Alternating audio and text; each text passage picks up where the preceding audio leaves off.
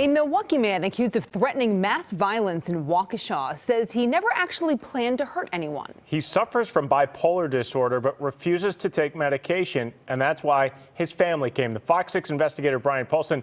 Brian joins us now. Yeah, Ben and Steph, prosecutors have charged Timothy Heller time and time again with threatening to shoot up a Social Security office, a county courthouse, and a university campus. His family says he belongs in treatment, but in Wisconsin, mental health experts say it's easier to send someone to jail. First of all, I don't have any guns. For a man without guns, doesn't have a gun, no access to a gun, he doesn't want a gun. Timothy Heller can't seem to stop talking about them. He always talks about other people doing these things, and that's bad, and I understand that. In February, prosecutors charged him with making terrorist threats against Carroll University, a private school in Waukesha that hired him to teach a physics class in 2017, then fired him 3 months later when students complained about his erratic behavior. Do you believe your son is dangerous? No. No, I don't. Don and Bernadette Heller have had a front row seat to their son's mental health struggles. He would yak, and never make any sense. For more than 40 years. He's not a bad person, you know, he's got morals and everything. It's just that he's ill. The youngest of 6. This is Mary and this is Ann. Tim was first diagnosed with bipolar disorder after graduating from Nicolet High School in the late 1970s. He went on to get 2 master's degrees, but while millions of Americans like him live productive lives with the help of medication, Tim refuses to take it. We mention medicine to him. We mention it all the time. And he just blows up and walks away. His sister, Mary Heller, says he spends his days and nights obsessing over perceived slights. Carroll engaged in practices of misappropriation and flooding the courts. This appealed to the Wisconsin Supreme Court with frivolous lawsuits. There is an error in the court order and consequential and punitive damage. My civil rights were violated. Malicious prosecution, fundamental fairness application of this have made this into a legal nightmare. He sues everybody. You'll probably get sued. He shares his legal theories with anyone who will listen. The district attorney never investigated within a year. I caught them on that. But sometimes, if we see something, we have to respond. He takes his frustrations too far. He started getting more aggressive in the office and scaring the clerks. Erin Cartwright Weinstein is the clerk of circuit court in Lake County, Illinois. And in February of 2018, Heller sent her an alarming letter. I think that letter so crossed a line. I am not responsible for the safety and security of the occupants of this building, he wrote. Someone will go on a shooting spree as you walk outside your building to go home someday. The source of his frustration?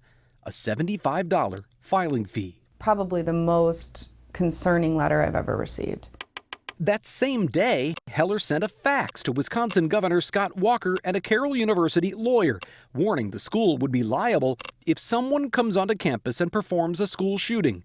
9 days earlier, Nicholas Cruz killed 17 people at a high school in Florida. In the letter, Heller referred to the shooter in Florida as a hero to me. Where do we go except the criminal justice system? Over the past 10 years, Tim has lived in Illinois and Wisconsin, and he's been in and out of jails and psychiatric hospitals in both states, including a 6-month commitment in 2013. They gave him some medicine to take home. When that ran out, he was the same old. He's been criminally charged with threatening to gun down employees of a Social Security office in Barrington, Illinois, to bust out in gun violence at the Lake County Courthouse in Waukegan, and to shoot innocent people on the Carroll University campus in Waukesha.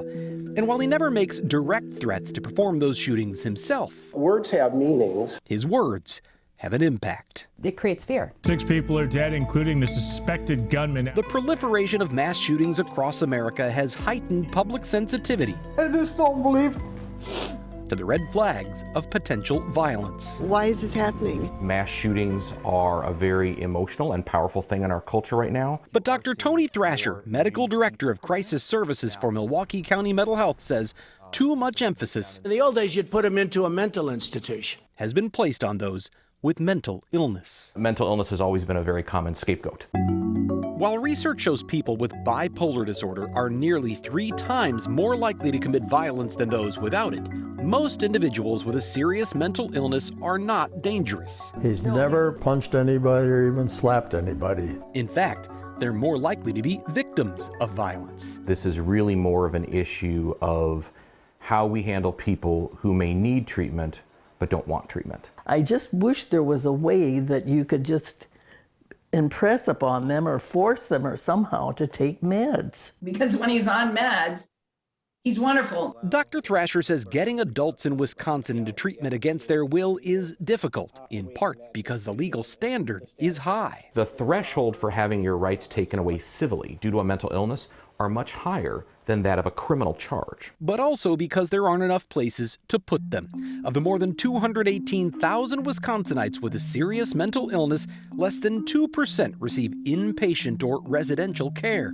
In 2014, Wisconsin had fewer than 50 psychiatric beds for every 100,000 residents, one of the lowest rates in the country. What we end up with are people who are really sick in jail instead of in hospital.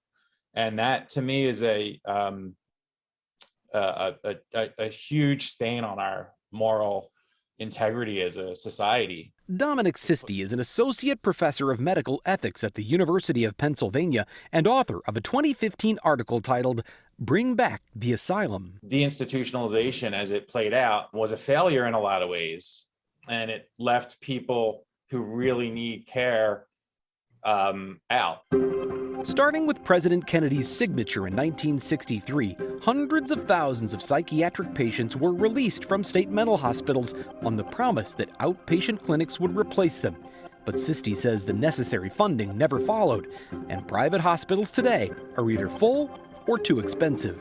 Jails end up being our overflow for these places.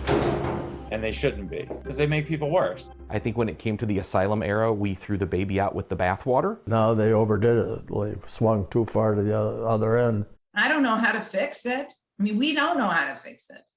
We just wish that he would get a commitment again. Wisconsin does have a path for private citizens to petition the county for an involuntary commitment, but Don Heller says they tried that. You put them in 2 or 3 days, they walk out on you, and you can't stop them legally. Beyond that, it's up to police. We are one of the few states remaining where law enforcement is the primary contact point. And the courts. I think I have to raise competency as well. To determine if Timothy Heller is sick. Is the system working the way you think it should? No. Or dangerous. We got to fix the system. Or both. 2 doctors have already recommended that Tim Heller be involuntarily committed and medicated until he's well enough for trial. But Heller is objecting to their findings, so the court is going to hold a contested competency hearing next Thursday, October 6th. In the meantime, Heller is free on $1,000 bail. Ben and Steph. So Heller isn't committed at this point. Correct. Is he legally able to obtain a gun in the state of Wisconsin? He is not. Right now, the current bail conditions in his case indicate that he can't have any weapons, including guns. But could he still get them? Well, when he was in the state of Illinois, he had been declared temporarily incompetent to stand trial. And because of that, the state of Illinois has a red flag law. So they reported him to federal authorities. So he's on a list where he shouldn't be able to get weapons. Now, he's not in that state right now, so it's not clear to me what would show up on that federal background check. But I did talk to Waukesha police for this story, and they said they have no information that he has guns, that he has access to them, and his family says he has no interest in them. As I'm watching the story, I'm thinking, man, what are the solutions here? Obviously, if he takes his meds, then the story's over. But he's not taking his meds. It's just, there's no easy solutions here. This is one where it's a complicated situation. It's a complicated issue. And that's why I think it's such an important story to talk about. It's a conversation, obviously, that the state needs to have. And you put it in the spotlight, and you've done good work in the past with that. So we hope it does something in the future. Thanks, Brian. His family clearly cares about him. Brave of them to talk about this issue while their family's dealing with it. So thanks, Brian. Still ahead.